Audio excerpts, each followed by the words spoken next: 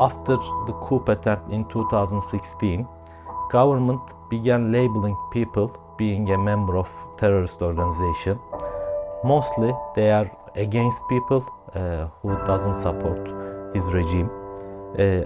Unluckily, I was one of them. I lost my job, I lost my life, I lost my career. That was okay in the first stage. I was waiting for a solution, but they began kidnapping people and torturing people. As soon as I heard my colleagues were kidnapped, I had to leave my country. I could only carry a small backpack. That's why I couldn't take any of the things with moral value, such as photographs or mementos. I packed a life jacket, enough money, a mobile phone with international internet connection, a power bank, some snacks and nuts, a few water bottles, a hand warmer, medicines, a flashlight, and spare clothes to prevent hypothermia in case of falling into the water. At the beginning, my husband couldn't have his passport. He had a travel ban. At that time, I was allowed to come to the UK for my study. I came to UK with my son.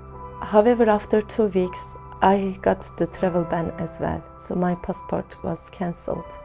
I couldn't find a solution to keep my son with me, and I had to send him to Turkey, to my husband. After a while, I suddenly learned that my husband left Turkey. It wasn't a planned situation for me. It was totally surprised. That's why it created a trauma on me, because my son was still in Turkey, my husband left the country, my house was still open, everything was inside. This is not only the furniture issue, this is a lot of memories and a lot of meaning you feel that you lose. And then the reality was picking up my son from Ukraine, because he wasn't allowed to come to UK without any guardian. His auntie and my son went to fly to Ukraine, and luckily they succeed. I remember myself on that day.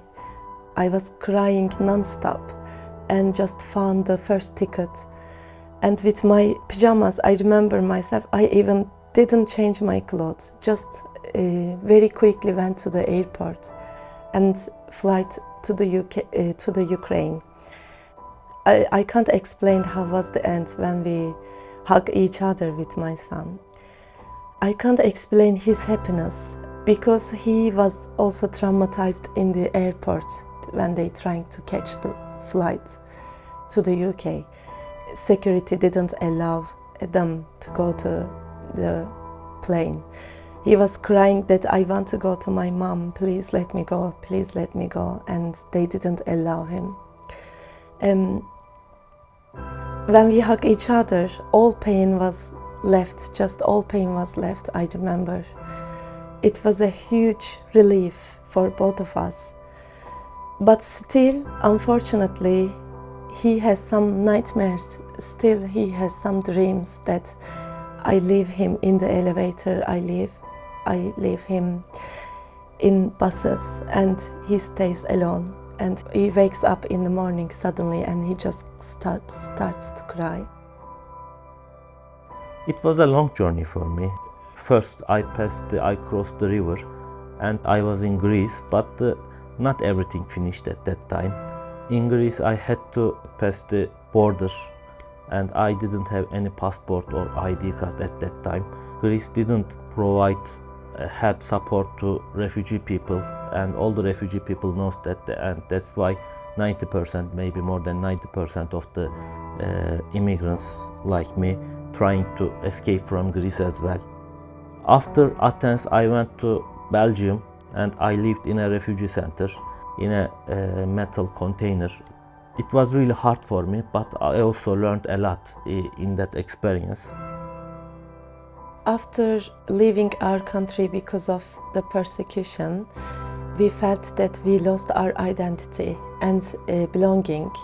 It was really hard time, especially in lockdown. being in a house together without hope.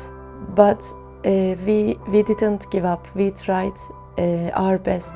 At the end, we learned that my husband got the scholarship, University of Sanctuary scholarship, and it was a huge difference in our life. We were so happy. I can't explain how much we were happy. I remember the first time when we learned that, I just started to cry, and we remember all people who helped us. We were feeling so grateful. It made a huge difference, really.